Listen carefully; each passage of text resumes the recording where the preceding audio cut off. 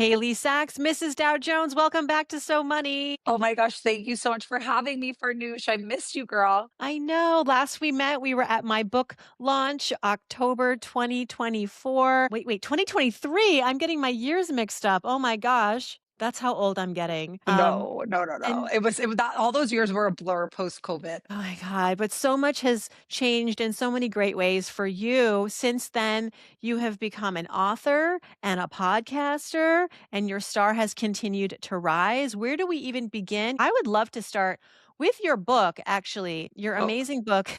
Future Rich Person. Yes.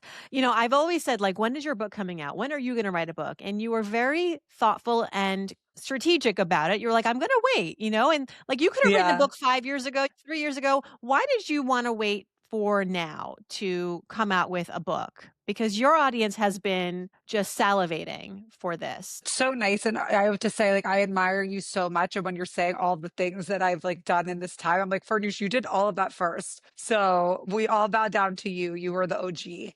And credit where credit is due. But I had a breakout moment with my career in around 2019 where I got a big article in the New York Times, and that led to me getting a lot of inquiries about writing a book. And that I was like sort of played with. Like I started to work on a proposal and I was so excited. And it's because it's always been a dream of mine to be an author, but I needed to focus first. What I realized I needed to focus first on building my audience and my business a bit more because I was at that point I was trying to do so many things at once. I like was running a nonprofit through Mrs. Dow Jones called Moms Are Cool for like moms that were really affected by COVID.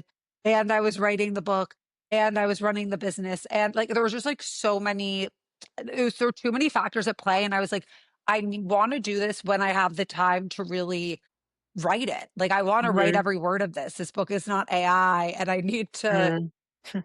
give myself that bandwidth. And yeah, and it's so funny because 2019 seems so long ago, but it also feels so long ago when this whole process started. Like, the book process is It does take it's like years. it takes a year to really to even get your deal done. And then it's another like year to write it. And then it's been a huge chunk of my life. And so here we are. It's 20, let me get my date right. It is Yeah, let's get it right. 2026. And your target, your sweet spot is this Zelennial demographic. First, tell us who she is, who he is, who they are. Yeah, so I always say I'm Mrs. Dow Jones, a Zelennial finance expert. And so that really means that I am targeting people who are, 21 to probably like 45. But that being said, I always find it a little bit difficult to really pigeonhole my audience with age in that way because I get so many messages, especially from women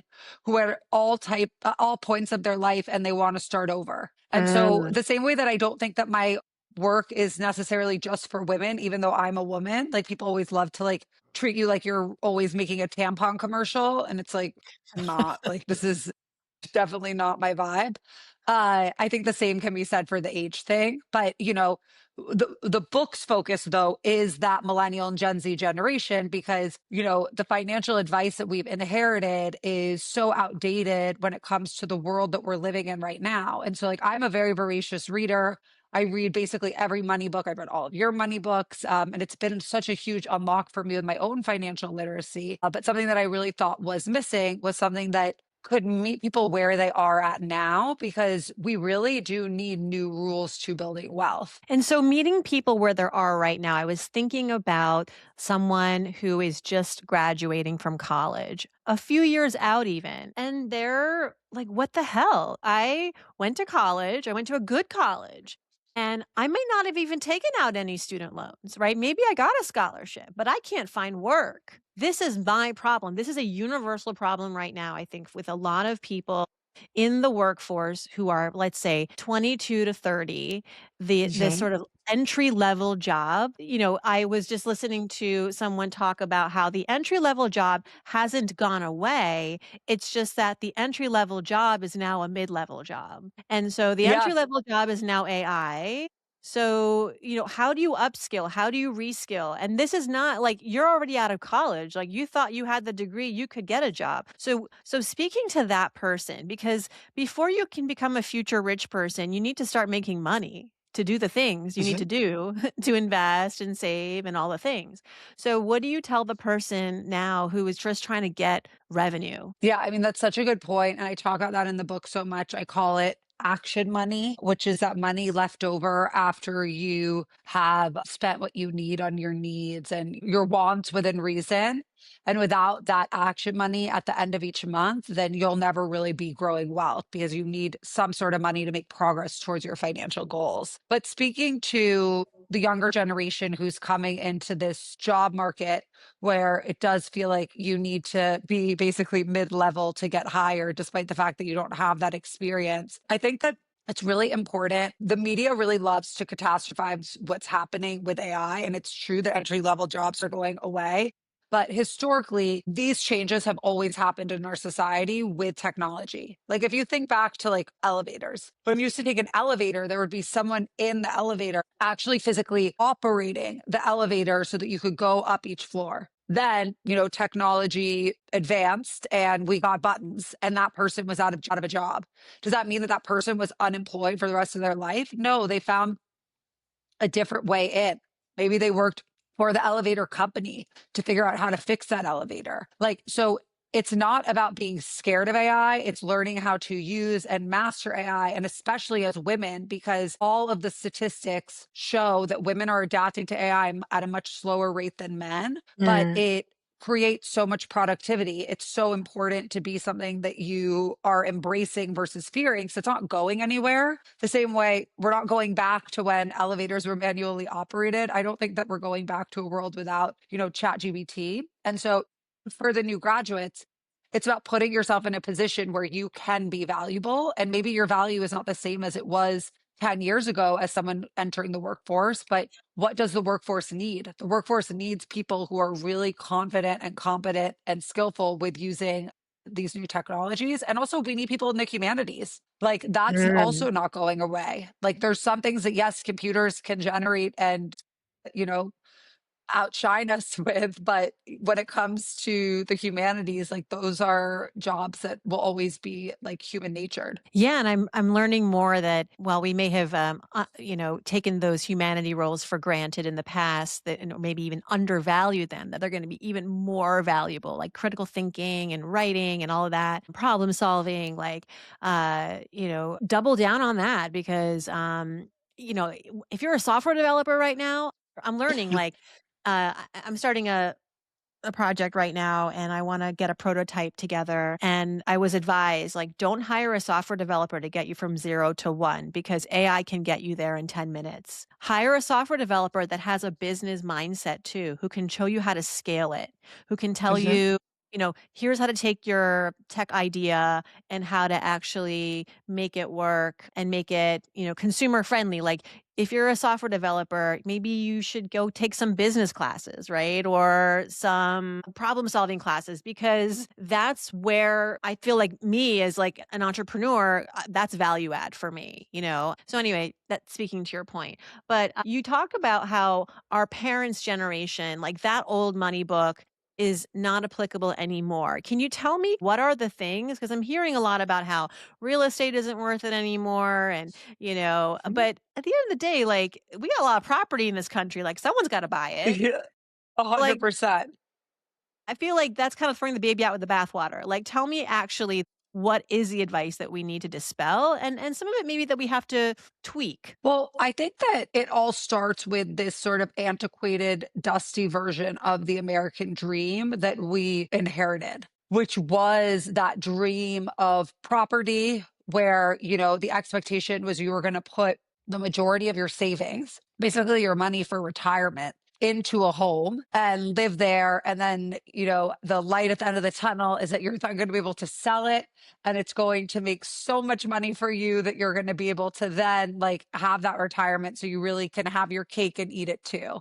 Mhm. And what we know now is that when we run the numbers, people are seeing, especially in cities like New York or LA or Chicago, like metropolitan cities, that when they rent and they invest their down payment money instead, they're seeing a much bigger return than if they had bought that property. And so that's one part of the American dream that I think is like a new rule of building wealth. I also think that, uh, we are in this golden age of investing.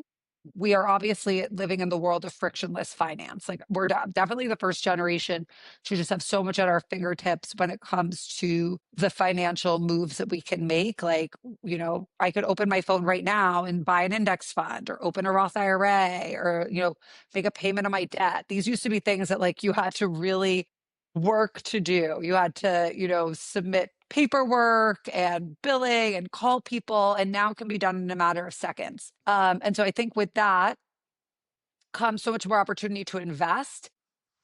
So another new rule of building wealth is really maximizing on your investing, which I know you talk about a lot. And it's not a new rule, but it's more taking advantage of these new technologies so that you're able to build actual wealth. Another one is that income is not fixed. Like I think a lot of people think, okay, what I'm making, like that's just how much I make. Making sure that you're really negotiating, practicing that skill. Like it is something that you can grow. And cash flow is a huge part of the equation of being a future rich person. And the biggest lever that most people don't pull is just asking for more money. But things like really understanding your taxes, understanding your financial energy. I think for our parents' generation, especially for women, so much, I call it financial energy in the book. It's like where you're putting your efforts with your finances, which is so finite. Like, right? Like even us as financial experts, there's only a certain amount of energy every day that we have to put towards this. Uh, but instead of optimizing the oat milk latte and like I talk out in the book, you know, I would read these blogs for about how to optimize your finances that would tell me to like never buy pre-cut vegetables. You should always buy the vegetable whole and cut it yourself because like God forbid you spend that like extra $1 or $2 for the convenience. And it's like that's not actually smart Oh my financial god. energy usage. Yeah, like the best things to do are to learn how to negotiate, to automate your investments, to increase your human capital, learn about AI, learn like take a course so that you can get paid more. Like focus on the moves that actually move the needle. Yes. Well, speaking of energy, everything you're saying, I'm like, yes, yes, yes. And on the internet where you and I both live, and you live on there a lot, and you have a huge, huge, huge, huge audience. I'm sure you've seen this theme around feminine energy and how it's incongruent to this idea of financial energy. There is a school of thought out there, right? Of, I know. like if you're really going to step into your feminine, then it's all about deferring your financial life to your man, trad wife, etc. I'm going to give you the floor here to talk a little bit about that and why this is problematic potentially, but a lot of this mindset lives in your audience potentially, right? Like the Zelennials. Like I feel like this is an aspiration of young people. It's kind of an antidote to the girl boss hustle where that bill of goods didn't work out for so many people, like this idea of grind and hustle and then you'll get the corner office, like that promise didn't pan out, and so some women are like, well then I'm just gonna give it up, all of it, and I'm just gonna defer to my mate and live the soft life, which we know it's like two extremes, but this is the world we live in right now. And I just want you to kind of speak to that and tell us why that's potentially dangerous. Well, first, I want to say that any trad wife that you see online is a girl boss because they are making so much money from that content. Like, you don't have to worry about them. Don't worry about the one from Ballerina Farms. Like, she is making millions. And so it's interesting because they're obviously promoting this idea of like baking bread and wearing prairie skirts, but they're like on the back end planning their content shoots, monetizing things, taking meetings, edits, the whole shebang. But when it comes to how this relates to being a future rich person, in the book, I coined this term called learn financial helplessness. Which is really this feeling that I think, and that's why I wanted to also write the new rules of building wealth, because I think that a lot of people in these generations feel financially nihilistic. Like the world that we've inherited is so messed up and we're just like on this floating rock and it's, burning and the economy's so bad and, the government's messed up and, all these things that are so true, but can really like make it so you feel like the gap is almost too big to close, so why try? Right. Uh, and you sort of it makes people want to opt out of the game because they feel like it's rigged. And this is obviously so dangerous because I, you know, and it makes, being supported by a partner look less like a step backwards and more just like a cheat code.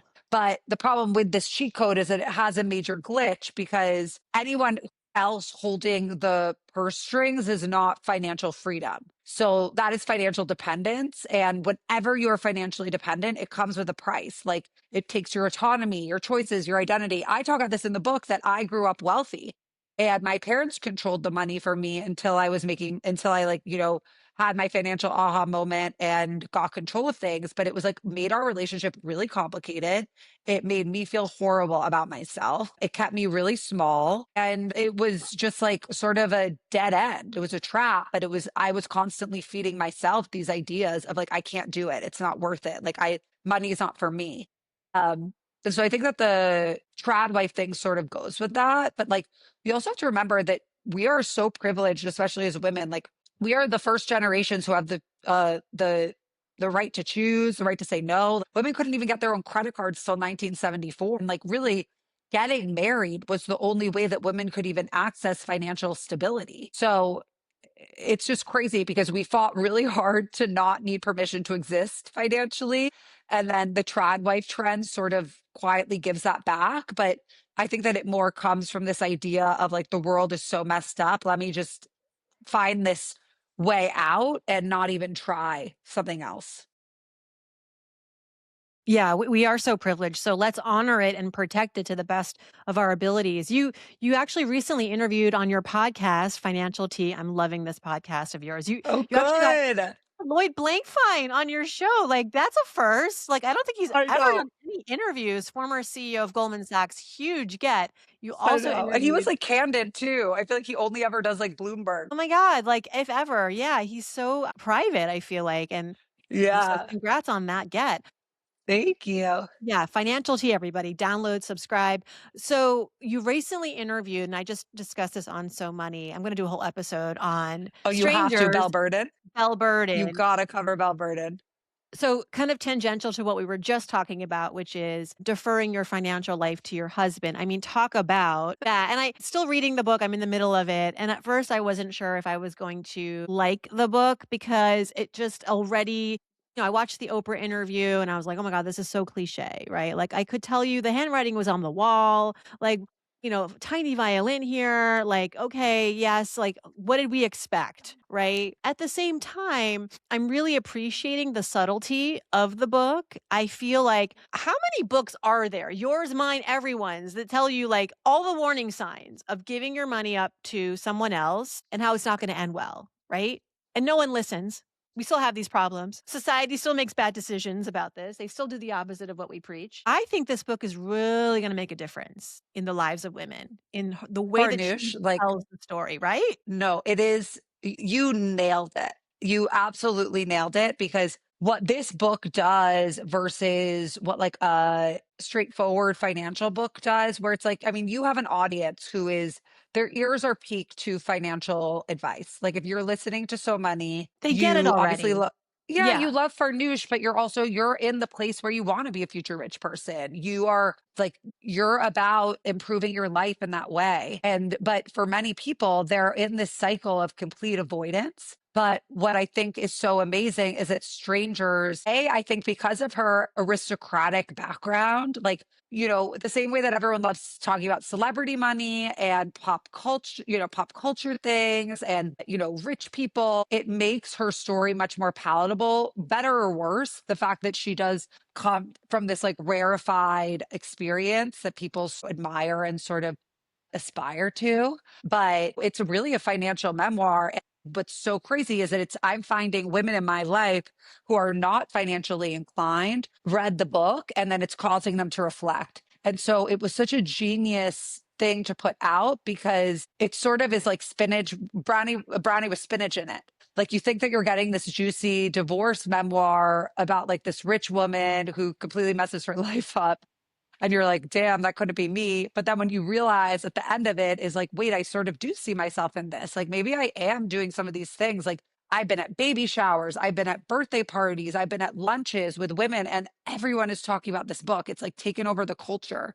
So it's so powerful. I'm so excited for Belle. I can't wait for the movie to come out. And I agree. I think that she has made a huge difference. And I'm Do you excited to see what you hear. I'm excited to hear what you think about the end. Yeah, I mean, I went in I really wanna hate the book. I really want I really want Why? Because you don't like her financial decisions. Yeah, I guess I just felt like going in, yeah, like, it was a huge eye roll for me. I'm like, "Oh my god, here we go again." Like, it was an old story for me. I'm like, "Yeah, hello." I was like, You're like, you know, duh, you're not supposed to do that. I'm like, "God." But I am I wonder, I should probably reach out to her team and get her on the show because I really want to learn from her how deliberate was she in writing this book to kind of in her subtle way tell her audience, don't be me, like I guess part of it was that. I have to say too, women of her aristocratic status, they don't talk about money. Mhm. You don't talk about money when you're that rich, right? Like, and boy, does she talk about it, and now Gwyneth But what's Paltrow. crazy too is like you brought up the trad wife thing. And like when I was talking to Belle, what happened with her was like basically she went from when she was, under 18, being in control of her father, under control of her father financially, but she had all these trusts to then like she didn't have this gap between her like basically like childhood and her marriage, which was really common for women. Like you basically had to go from like one conservatorship to the next. Right. Either like your parents are taking care of you or you're married and they're taking care of you, and you were never able to be free.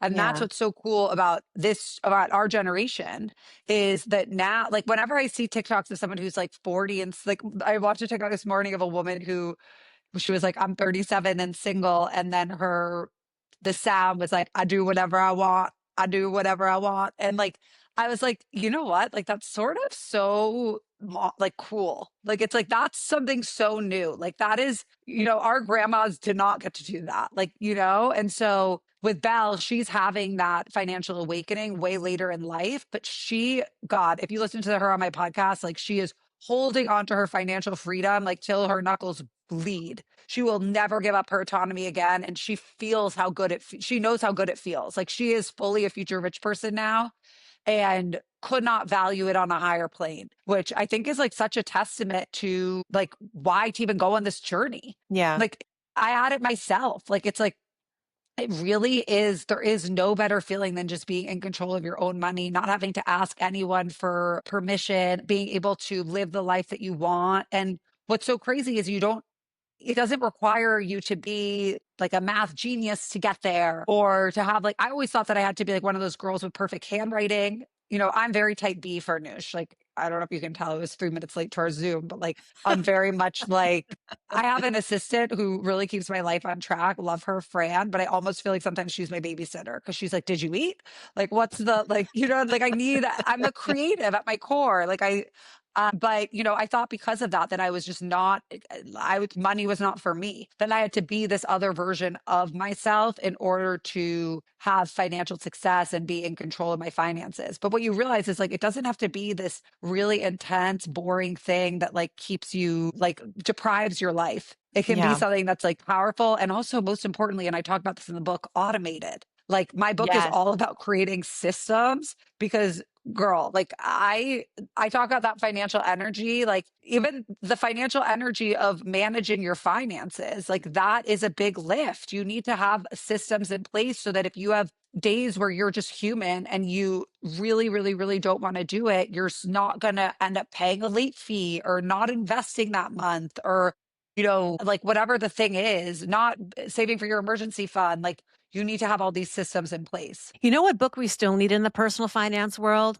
Or a memoir, perhaps? And maybe Belle's book did it, but we need to write to all the Henrys. Her husband, Henry, who took advantage of her conscientiously, all these finance bras right? Who come in and they're like, "We're gonna protect you. We're gonna protect you financially," and blah, blah, blah. But secretly and deviously are calculatingly planning for their exit and protecting their bank. This happens so often, right? Like the guy who comes in and is like, "I'm gonna be your financial savior. Trust And me." keeping them down. And keeping Yeah, them I mean, down. that's the trad wife thing. So who's the guy who's telling these guys that's not right? And how do we I get don't them to know if it's a understand that guy that's not that right? tells. I mean, yes, it's good. Yes, they need someone to tell them, but I think it's also just so much more about women having the confidence and the knowledge To just say to no. not ever let that happen. Yeah. I have a friend who married a guy. He is the heir to like the Chelsea Piers fortune, and so they have family. He has family money, and she works. He doesn't really work that much. But she really doesn't know what's going on with the finances. And she read that book and it really struck her. And she was like, shoot, like I really need to figure this out. And so I was sitting with her and I was like, okay, Danny, take out your, and I do this all the time, people, right? Like Mrs. Dow Jones will tell me their financial secrets every day. I have like HIPAA code with everyone. I never say anything. Like it's very normal for me to see people's bank accounts and all of that. So I was like, okay. And I've known this girl since I was, 8 years old, 9 years old. So I was like, okay, give me your phone. Like, let's go through it together. Like, I'm going to sit with you. Like, let's like look through it, whatever. And she froze. She would not do it. She literally was like, stuck in place. She got actually like sort of angry at me for asking, not because I think she was like embarrassed to show me anything, but just because she had this huge block up against it. And so I think it's less about like, not to say that he's taking advantage of her, but like her as a microcosm of like a woman who is, stuck in it's called the ostrich syndrome. Because when ostriches are scared, they don't run away. They just stick their head in the sand and wait for things to pass. And so I think that a lot of us do that when it comes to our finances. I mean, my friend certainly was, but you're never going to get anywhere that way. No. Wow. All right. To close, We just talk about Belle Burden the whole time. No, guys, I have a book out too. you have a book out too. It's called Future Rich Yes. Person. You Future know, rich person. this concept of rich, I feel like it's a personal definition. How do you want Mhm. people to think about wealth these days? Because I feel like only recently have we been talking about mental health as part of wealth and wellness as part of wealth, and our relationships and our resources as part of our wealth, as our vault of wealth. And so not just the money. So talk a little bit about, when you're telling people to pursue wealth and the money and richness, what is it that you want them to think about? Yeah. Well, yeah, I think the old rule of building wealth was really just looking at it as like this number, like this sort of like destination that you arrive at. Like you're going to retire at 65 with enough saved and you win. And it's like predictable. But the new rule of building wealth is to look at it as a tool instead of a trophy. Because the point was really never the number. It's what the number buys you. Does it give you options? Does it give you freedom? Does it give you the ability to say yes to what matters to you and no to what doesn't? Like, if you are chasing a number without knowing what it's for, then you're just going to hit it and feel nothing. So I do think that being a future rich person, but it is about being well resourced, but well lived. But I don't think that it is fair also to say that it's not urgent to have money, despite the Mm, fact that future rich person might not mean, okay, just this number in your bank account, that you also have great relationships, you're able to travel, you can pursue your health, all of these things. But if you don't have money, money might not buy happiness, but it sure gets rid of a lot of sadness. And it buys you the ability to take care of yourself. And it buys you convenience and time and flexibility and mental health and healthy food and all these things that contribute to living a good life. And so you can't really downplay how important it is to have money. But I do think that, it's important to remember too that it's if you don't want to be a lonely billionaire, right? Like I would rather have, I think it's a lot harder to have some of a lot of things than it is to have a lot of one. mhm. And I Mhm. talk about that in the book. And that being said, I will also say this book, what makes it really different than other finance books, besides the fact that it is made for these modern days, there's a lot in there about AI and about like how to really meet the moment right now and build wealth. Because yes, there are still opportunities to build wealth, even if the media doesn't want you to think that. Is all of the storytelling. So I have all these amazing interviews with real followers that are like super juicy. I share a lot about my life growing up on the Upper East Side, you know, with wealthy parents, how they didn't teach me anything about money, which is sort of like Belle Burden in a way. Like, you know, there's a certain escapism to hearing about that that I think is that spinach in the brownie. And then also so much celebrity money story too. So everyone who's read it has actually read it. Like they've like finished the book, which is all that I wanted was to create like a page turner of a finance book that, you know, you're compelled to actually keep reading instead of just having aspirationally on your desk. And I think we really succeeded. So I really hope that your audience checks it out and that they love it. We will definitely check it out, and I'm also gonna put in the show notes the link to your first time on So Money when you talked about a little bit of your upbringing as well as your time working for Lorne Michaels. You were his assistant? Cool. No, so I was a creative social producer. So I was actually Right. like creating content um for him. It was like that age of college humor. So Okay, basically SNL had like their version of that website and I was hired to be like one of there were like two of us that were hired and the other person who was hired is now on SNL. amazing. Okay, Yeah. well, like, so many great stories. You really deliver. I have to say, like, I you're just fun to watch, and that is so Thank important. It's you. not a small thing. Like, we need all the brownies. We need all the We brownies need in the so many world. brownies. We You need need so I many love I brownies. want to get a brownie today. You've earned it. Haley I Sachs, earned it, Mrs. Wagner. girl. Yes, and you have to text me when you're done with strangers. I want to hear what you think. Oh, yeah, I will for sure. Haley Sachs, thank you so much. Thanks you so much. Bye for news.